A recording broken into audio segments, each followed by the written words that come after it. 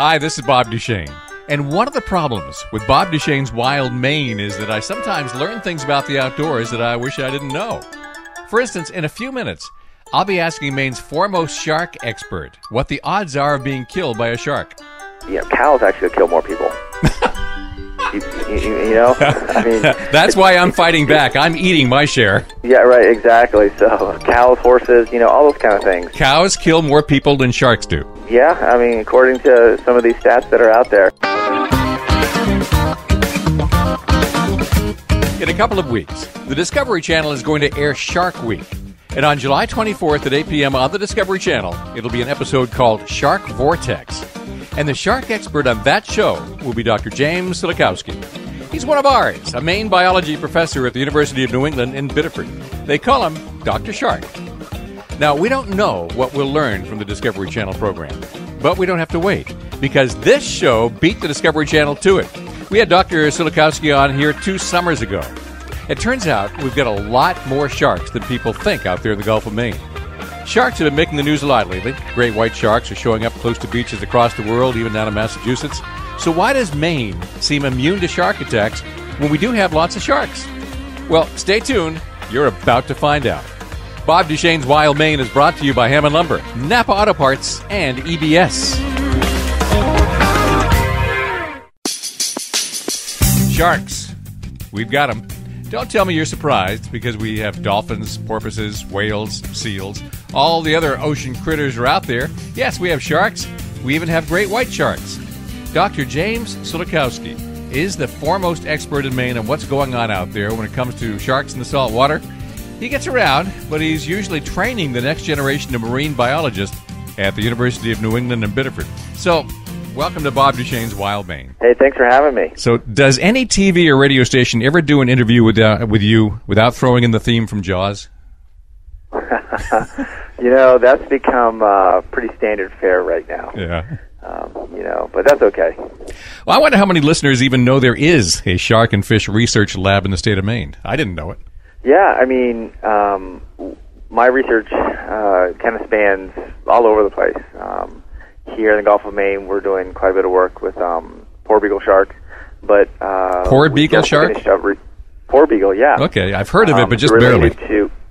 Yeah, so it's in the family. They're lambdid sharks, so they're related to makos and white sharks and thresher sharks and things on that nature. They're pretty interesting species in that everybody in that family, they maintain their body temperature a little warmer than the water, so they can thermoregulate like we do, which makes them pretty apex type predators. How long ago did we figure out the sharks aren't exactly cold-blooded? It's relatively recent research. I mean, we've known that there's been species that can regulate their body temperature, such as tuna and whatnot. But, what species can do it, how well they do it, it's sort of like an evolving science for us. And, I mean, we really don't know, the extent of their capacities to do this. And that becomes interesting when you talk about climate change and global warming and, how that might affect them. Mm-hmm. Well, the basic question, I suppose, is who is more dangerous, sharks to people or people to sharks? If you were to listen to the media, you think that it'd be sharks to humans. Don't listen to the media. What do they know? Exactly. But the truth of the matter is that we're about 1 million times more lethal to sharks than sharks are to us. Probably even more than that. I think the numbers kind of vary from who you speak to, but for every one human that's attacked by a shark, there's something like 100 million sharks that are attacked by humans. So it's we have it a lot better off than the sharks. Yeah, I mean, can we blame them for fighting back? I know. Yeah, really. Well, part of the kind of the misconception of everything is that sharks don't attack human beings. Attack is like think of being mugged or somebody just coming up and doing for no reason. But sharks, our interactions with them, it's all traces back to their biology, and that they're apex predators. They're looking for food, and if we're in their sort of realm, then giving off signals that would normally be given off by their food sources, such as struggling and that kind of nature, they'll investigate and they'll, see if it's something that they should be eating. Well, and one way to find out if they should be eating it is to taste it. Exactly. And for most part, that sharks will taste you and then they'll let go. And that's what we typically have is these exploratory bites. But when you have rows and rows and rows of sharp teeth, the exploratory bite often leaves lots of damage behind it. Yeah. Well, shark attacks have been making the news a lot this summer. Is this more than usual this year, or is media just hypersensitive? I think if you were to look at the numbers, we're going to have to wait until it all settles out. It's probably going to be about the same that it normally is, maybe a little bit more, but nothing that's out of the ordinary, I don't think. You got to look at the fact that, people are getting in the water earlier in the season. There's, when you got more people in the water, then you're going to have more chance of interacting with, a shark that's swimming around looking for its next meal. So, that's a big factor. And then, there's been some climate, related issues, I think, where some of the areas down south have received less rainfall that makes the water more salty near shore. Bait fish are coming in closer.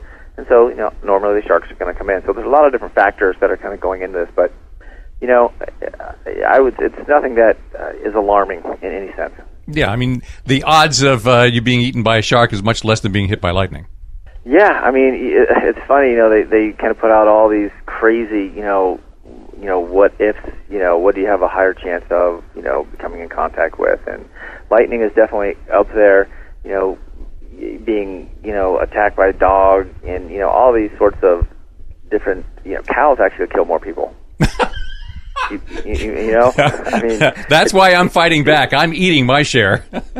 Yeah, right, exactly. So, cows, horses, all those kind of things. Cows kill more people than sharks do. Yeah, I mean, according to some of these stats that are out there, I mean, hippos are like, oh yeah, almost it's exponentially greater, than being killed by a hippo than a shark. So yeah, I mean, there's a lot of different things that can happen on a daily basis that are way more detrimental to your life than being, eaten by a shark. Hey, quit it with the Jaws theme. One thing we need to sort out pretty quick is which sharks are likely to eat you, which sharks won't. I mean, there are a lot of sharks. Most of them have much more to fear from us. My guest is Dr. James Sulikowski. He's the shark guy. You'll find him at the University of New England in Biddeford when he's not out on the ocean. Great white sharks. That's next when Bob Duchesne's Wild Maine continues on Sports Radio 92.9 The Ticket. This is Bob Duchesne's Wild Maine on Sports Radio 92.9 The Ticket. Today's show first aired on August 8th, 2015.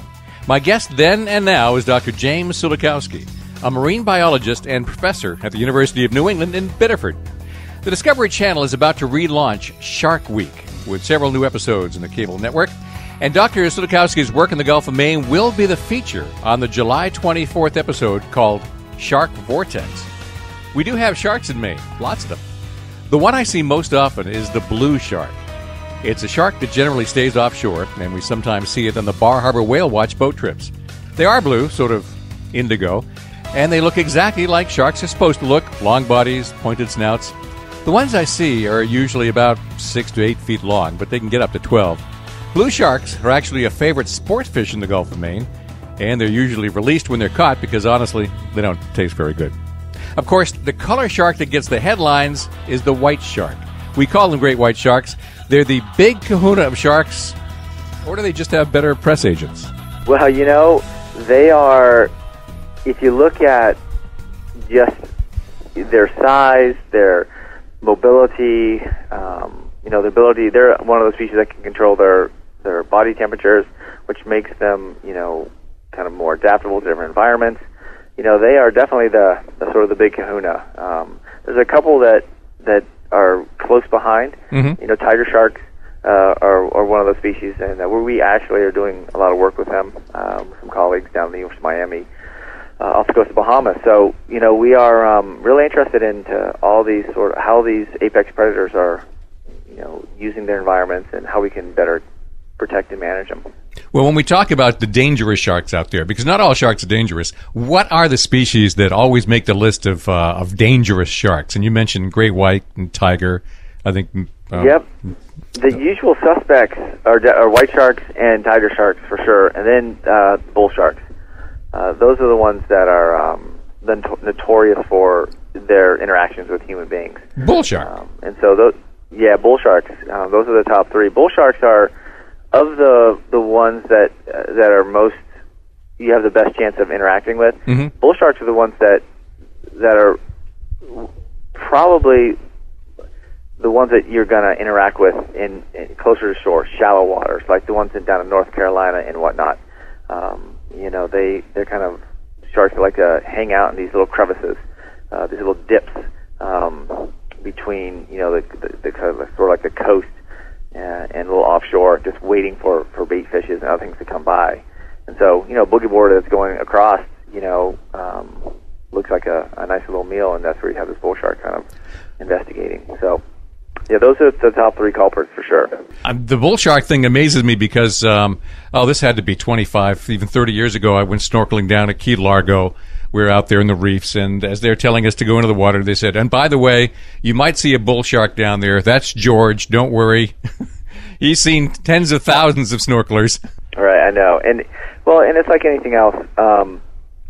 Again, the interactions that you're going to have with sharks that those are the top three notorious ones. Those interactions always come through them seeing us as food, mm-hmm. right? And so these bull sharks that may be taking a bite out of someone down in North Carolina or wherever it might be, the water's murky. When we swim, we're very much our actions are that of a struggling fish.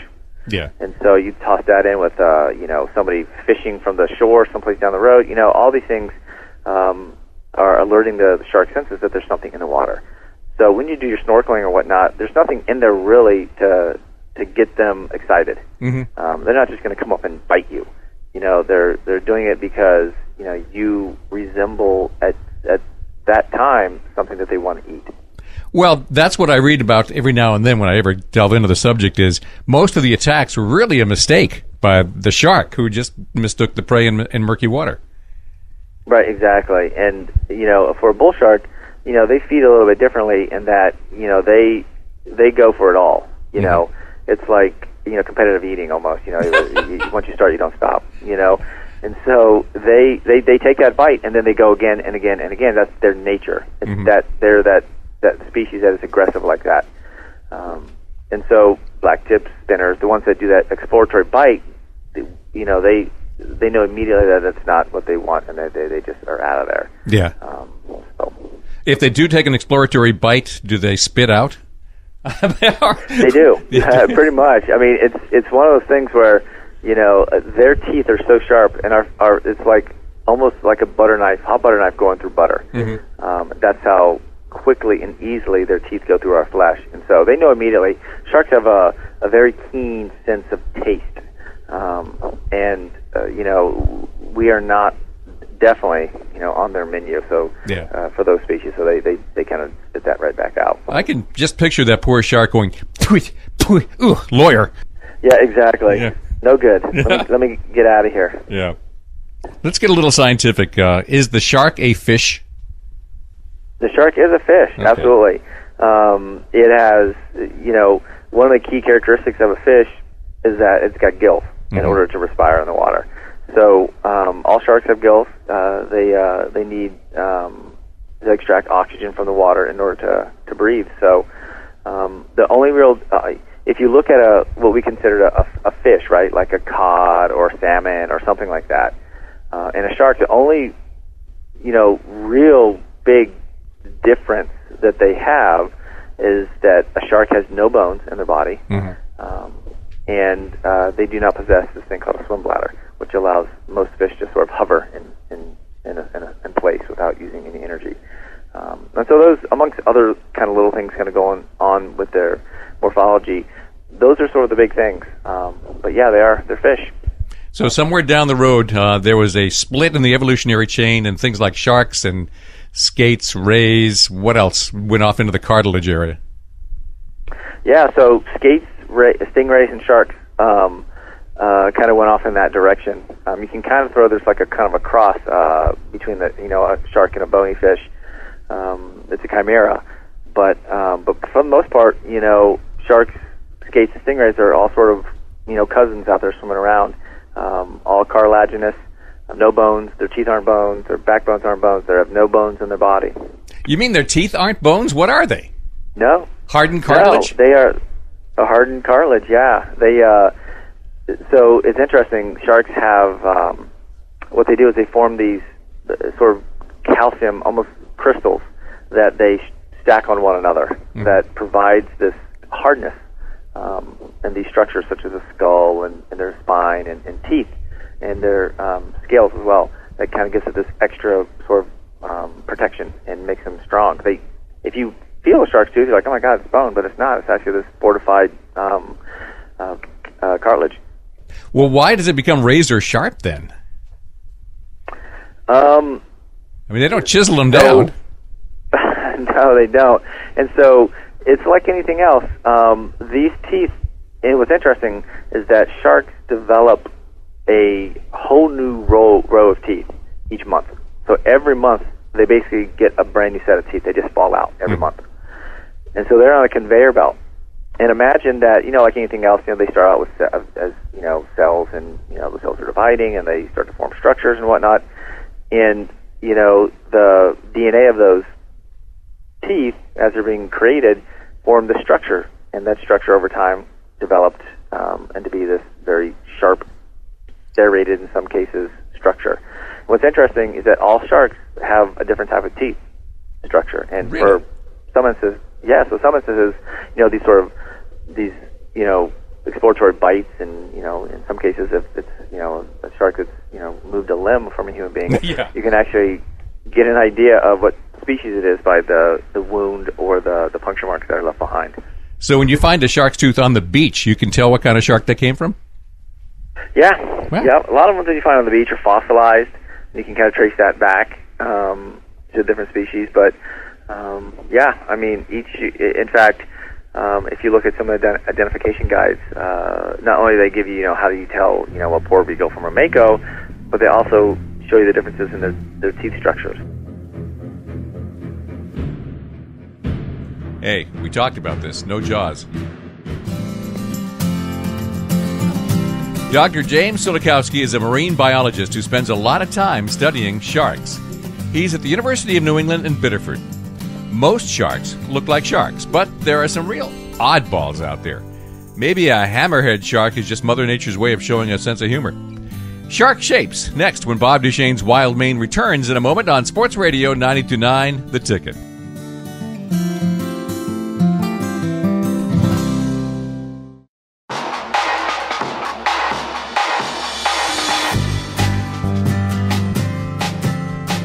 This is Bob Duchesne's Wild Maine. Saturday mornings at 9, Sunday mornings at 8 on Sports Radio 92.9 The Ticket. In 2 weeks, it'll be Shark Week again on the Discovery Channel. One of those episodes is about sharks in the Gulf of Maine. And the expert will be Dr. James Sulikowski. He's one of ours, a marine biologist and professor at the University of New England in Biddeford. This show first aired 2 summers ago, but sharks are making the news a lot again this summer, so we brought it back. We have a pretty good population of poor beagle sharks. Poor beagle sharks. And that's a shark Dr. Sulikowski studies a lot. They're a dark blue-gray above with white on their lower sides and underbelly. These have a pointed snout and look like sharks. They do get a little closer to shore. They get up to about 10 feet long and can weigh over 450 pounds. They're a popular sport fish, and they actually taste pretty good, I'm told. The Gulf of Maine is too cold for some of the more unusual sharks in the world, however. Some of them are pretty weird looking. Can you explain a hammerhead shark? You know what? It's a really cool, interesting thing of evolution. And so, sharks have been around for, millions of years, hundreds of millions of years. And, during that early stage in their evolution, you had very interesting and different types of sort of divergent branches going off. So the hammerheads, for example. You also had a group that are strictly filter feeders. They have no teeth hardly at all, like the basking sharks and the whale sharks and manta rays, who just basically filter small organisms out of the ocean. So you had a whole bunch of these cool little, divergent, evolutionary trends that are taking place that allow. And this was interesting that each one of these sort of allowed these different groups of elasmobranchs, of sharks, skates, and rays, to sort of fill important niches as these dominant predators within their area. So, well, whenever you have important top predators like that, you can screw up the ecosystem by killing them, which we kind of do. And it is. And the thing that most people don't know about, and is part of fascinating stuff about my work, is that elasmobranchs, those sharks, skates, and rays, they are very similar to us in that they grow very slowly. They often live very long. And they produce very few offspring throughout their lives. And so you can have a shark, that often doesn't reach sexual maturity until they're 15, 16, 17 years old. And so by killing them for food before they reach that size or that age, you can really decimate their populations pretty quickly. Especially when you're doing it stupidly, and I hate to politicize this, but shark fins. Shark fin soup. Yeah. I mean, we're killing millions of sharks just for the fin. Yeah, it's, that's, so in the United States, we have a very good regulated fishery for sharks. But the problem is when you get into other countries, third world or whatnot, that just, there's the lack of that structure and that regulation and that management. And you're right, fins will go for $20 to $30 a pound, where the meat will go for 60 cents. Yeah. And that's so weird. An unregulated fishery like that can be decimating. Mm-hmm. Well, what do we have for sharks out in the Gulf of Maine? What's predominant out there? Well, let me tell you, Gulf of Maine is a pretty sharky place. It's pretty awesome. We have. I'll start from the biggest, and I'll work our way down to the smallest. Okay. The basking shark is the biggest one we have out in our area, and it'll get upwards of 35 plus feet in length. And I don't know if you've ever seen one of those on the water, but those things are amazing. And they jump. I've seen two of them so far actually clear the water. I didn't know they did that. That's the first I've ever heard of them jumping. But I breaching. know they come. Yeah, they come right up to the surface, and they're super impressive. I mean, we saw a couple of them last year that it's like, oh my God, this thing is. It just takes your breath away when it's 10 feet longer than your boat. Yeah. But no teeth, and they come very close to shore. So that's the species that most people freak out about when they see that fin, because it is large. It does come close to shore, and if you were to look at it quickly, its body structure is very similar to that of a white shark. In fact, they're related to each other. So they can, those are the ones that really scare people when they come close to shore. Of course, you have white sharks.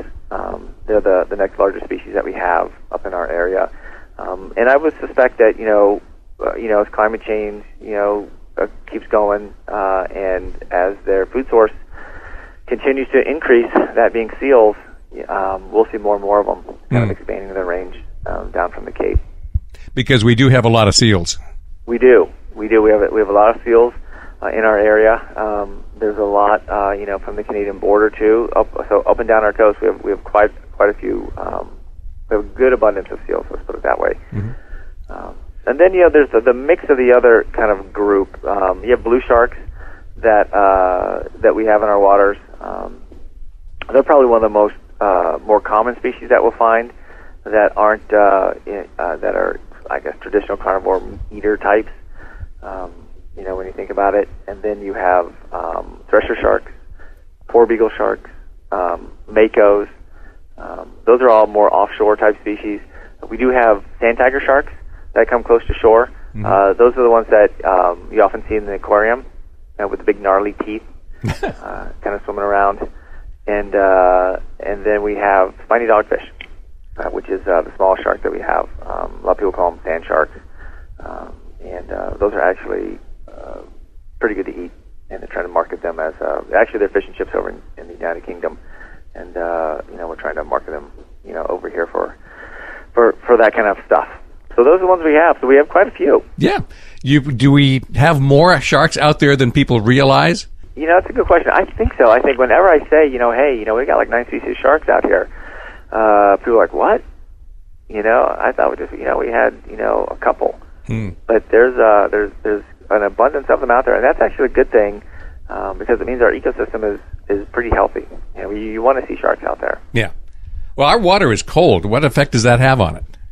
Our water is definitely cold, and what's interesting is that the poor beagle, the makos, the threshers, the white sharks, and even the basking sharks are all related in that they're all lamnids, and those are the ones that can maintain their body temperatures warmer than the environment.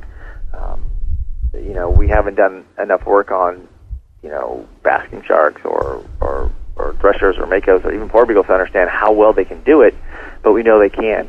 So water temperature really may not play kind of a factor in them. Plus, a lot of these species are highly mobile, right? Mm-hmm. So they can move to different areas if the water gets too warm or too cold for them.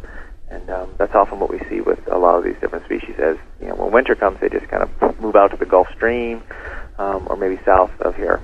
Okay. But the seals don't follow them, or what other food supplies are they after? Just fish in general? Most white sharks are the seal eaters. Mm-hmm. Everything else is eating fish. And so, bait fish, other things that might come in here, like makos, for example, depending on the diet study, one of the favorite things is bluefish. Mm-hmm. So yeah, they're out there, scoping out different types of fish species. Do sharks eat birds at all? You know what? Some do. Yeah. Tiger sharks are notorious for eating birds. Blue sharks will scavenge them, that's for sure. Mm-hmm. But tiger sharks will actually kind of time up their migration to different areas based on their food availability, and they'll wait for hatchlings to try to learn how to fly, water birds, and they'll kind of go up and just pick them off. No kidding. Yeah, it's pretty amazing. But yeah, they do eat them. Yeah, exactly. Out here, it'd probably be mostly blue sharks that are kind of scavenging off of dead birds. Well, because we have an awful lot of birds out there in the Gulf of Maine between the puffins, the razorbills, all the Alcid family, and one of the things that in my reading about birds in general, because that's my thing. You look at all these puffin-related birds, and they're all black on top and white on the bottom, and the speculation is they evolved that way because they're just a little harder to see against the sky. And if there are things that are eating them, that's maybe why. Yeah, absolutely. I mean, so sharks do the same thing, and that they, that counter shading is, again, it's something that makes them one of these like amazing apex predators. So if you are, a fish that's above them, right, kind of swimming around, and those fish are looking down, they see that dark, dorsal side, superimposed on the darker sandy bottom, right? So you don't really see something. And if the fish are below them and are looking up, then they see that white underbelly of that shark set against the the sort of the sun coming down off the water. So sharks kind of blend in that way as well. So yeah, it's a great way of making yourself sort of invisible.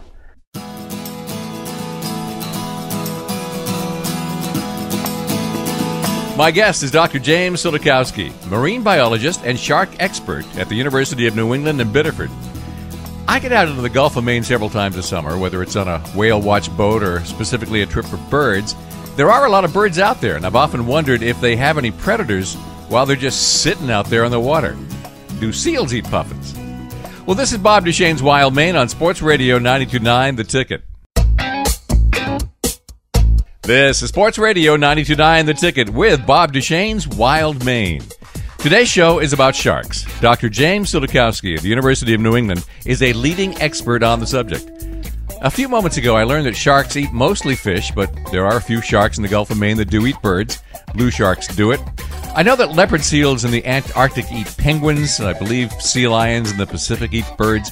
Is there anything out there that's eating our birds? You know what? That's a good question. Maybe a hungry human being. Yeah. Other than that, I just nothing out here really that's eating birds that I'm aware of. Mm-hmm.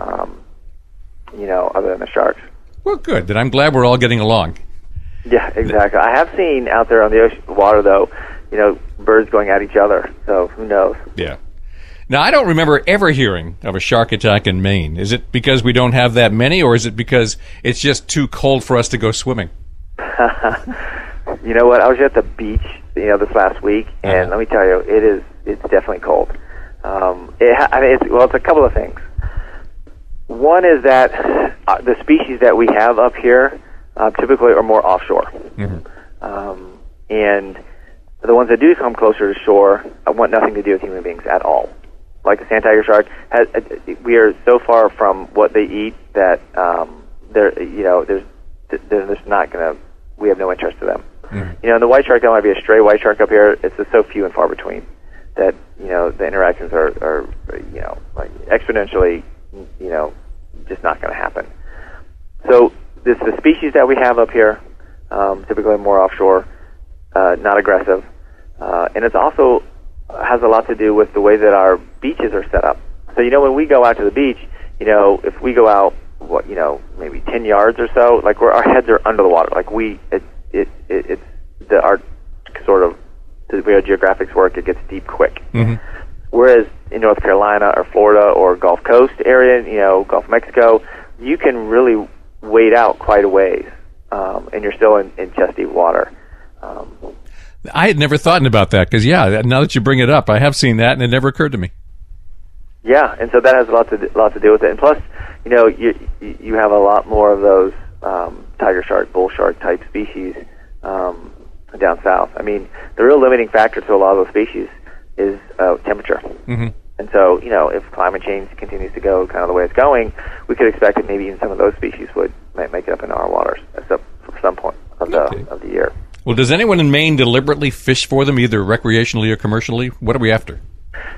Yeah, I mean, we do, actually. There's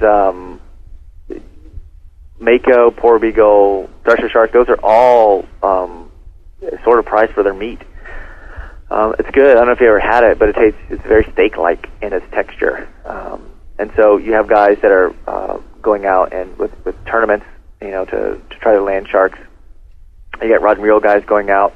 You can land sharks, when they're tuna fishing or whatnot. So yeah, you can go out and definitely land sharks, but there's not a real big commercial fishery for it. It's more recreational. Yeah. Okay.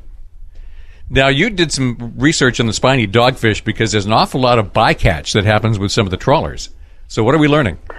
Spiny dogfish are an interesting shark in that there's an awful lot of them out there, mm-hmm. for one. And you think about it, and the best way I can describe a spiny dogfish is they are this opportunistic shark that just, will kind of swarm into a system. They get their name dogfish because they form these giant packs like dogs. Huh. And you can catch these things, these bottom trawlers that, whether they're doing research or commercial fishing or whatnot. I mean, they've been able to catch 10,000. Imagine catching 10,000 dogfish. Okay, these little sharks in about 10 minutes. Wow. Yeah, it's pretty amazing. So, what these things tend to do is that they'll sort of move into a system and just sort of just start feeding on everything and move other commercially important fish out. Maybe eat what they're supposed to be eating. Maybe eat them a little bit. So they are one of those species that we consider underutilized. Mm-hmm. And that the commercial fishing industry, if they had a little bit better marketing, could make use of this little shark. Well, instead of throwing them back overboard when you net them accidentally, it'd be nice if you can cash in on them. Right, exactly. And back in the day, the early '80s, mid to early '80s, there's a huge dogfish fishery, and there's a big export market for them over to Europe. Dogfish are great. I mean, you can use the whole thing. The head can be used for bait, the guts for fertilizer, the fins for soup or whatever, and then you got the belly flaps. You can send them to Germany. They make this strange type of jelly that they put on bread, and then they have you can get the actual fillets, which are really good to eat, mm-hmm. fish and chips. So the whole fish can be used. So we're working right now here at the University of New England on better marketing of that dogfish, and also looking at nutritional value to see how we might be able to, utilize it a little bit better. Well, when you market fish like that, something that maybe not has a savory reputation, one of the first things you do is change its name to something like Chilean sea bass. I know, seriously. Yeah. I know. I was just reading an article about that, and it was cracking me up because I'm thinking, geez, yeah, that's I think actually, you know what, they're trying to do that, but we're not having too much success with it. Sometimes you see it as like Cape shark. Or things like that. Someone wanted to, I think, name it gray salmon. Yeah, gray salmon. And I think the other one, which is pretty good. This was it was called like chip shark or something like that.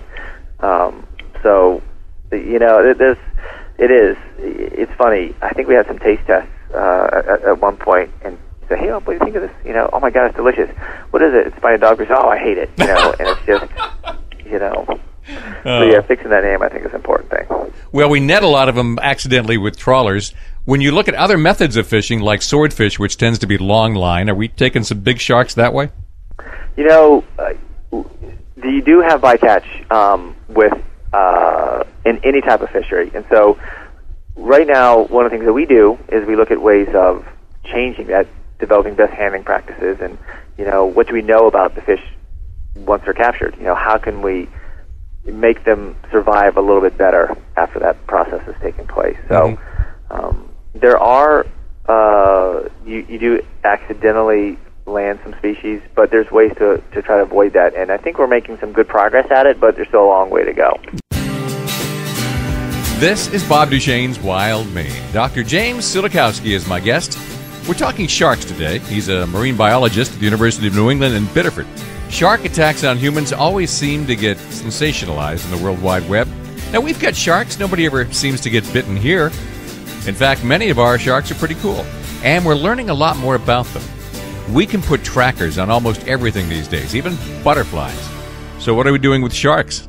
Stand by. This is Sports Radio 92.9 The Ticket.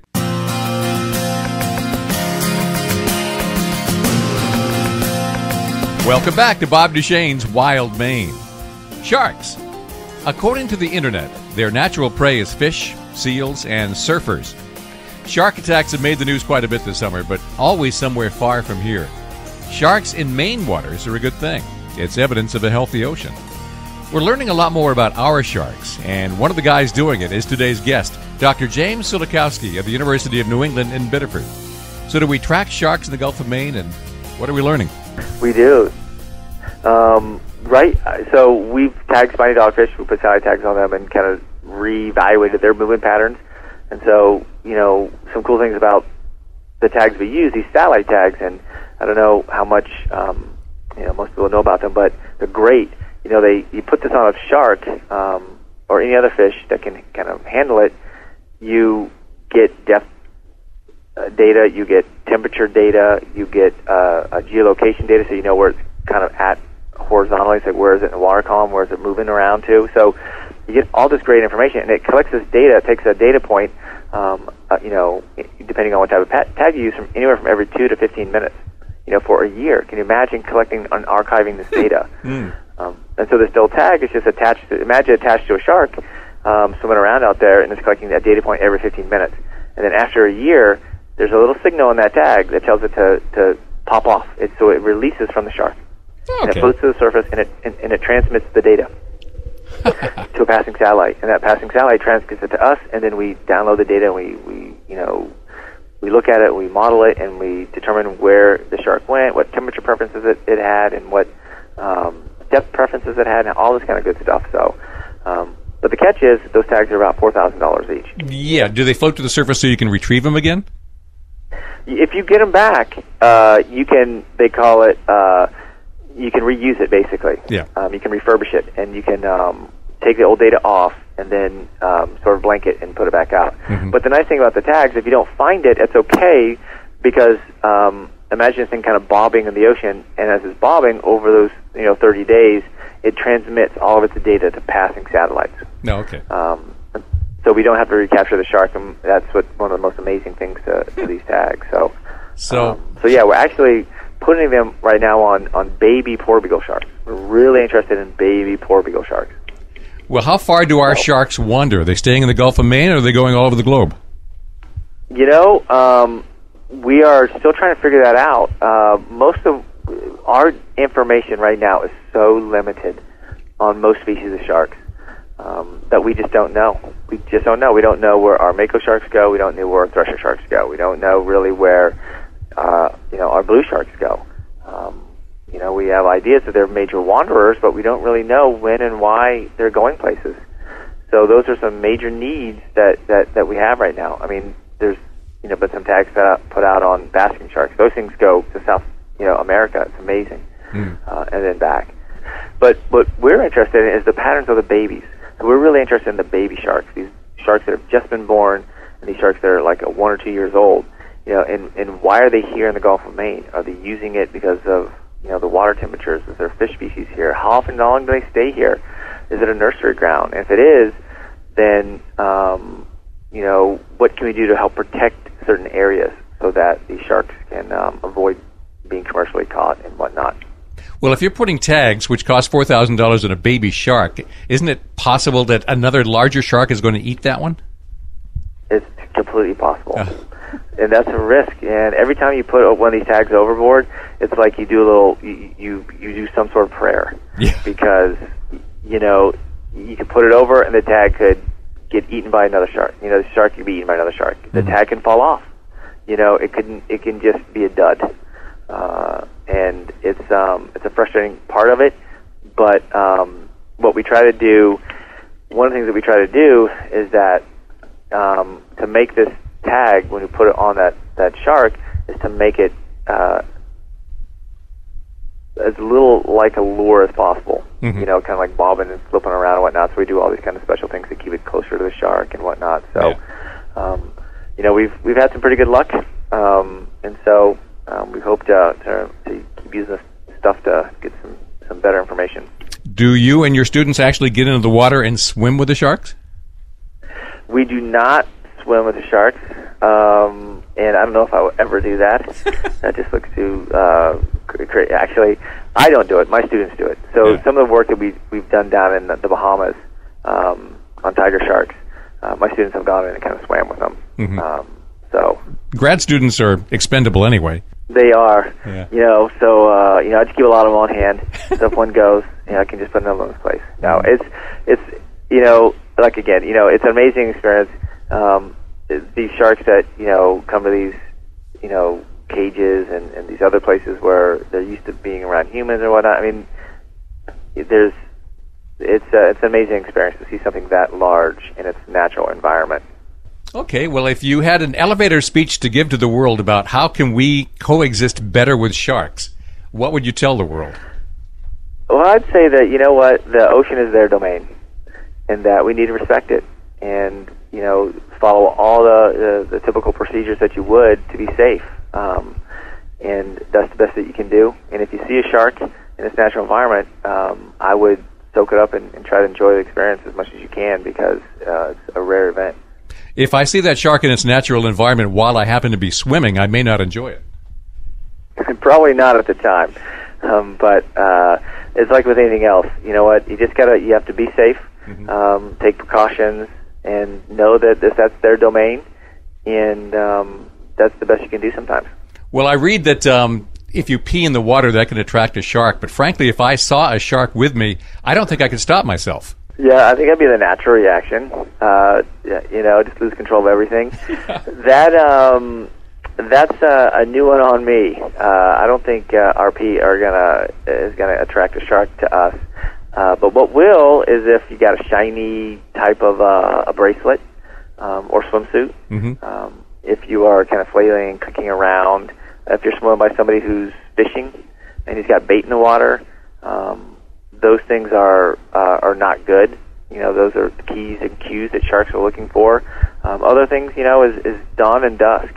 Sharks have a very keen sense of sight. So they are able to. They have actually this thing called a tapetum lucidum, and it's like how cats can see in low light conditions and whatnot. Sharks possess that same ability, and so that is another reason they're such good predators, is they can see these low light areas and kind of sneak up on these unsuspecting prey that can't. So avoid those times, and that's the best that you can do sometimes. Well, I think as a public service, the thing I could do best is to gather up everybody's gold and silver before they go in the water. You know what? Melt it down. Yep. Why not?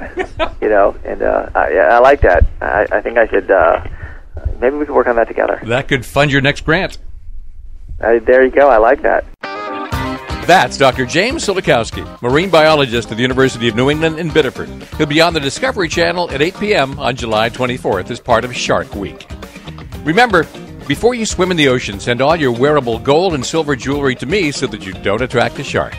Bob Duchesne's Wild Maine is brought to you by Hammond Lumber, Napa Auto Parts, and EBS. Join me again every Saturday morning at 9, Sunday morning at 8, and online afterwards at 929theticket.com. This is Sports Radio 929 The Ticket.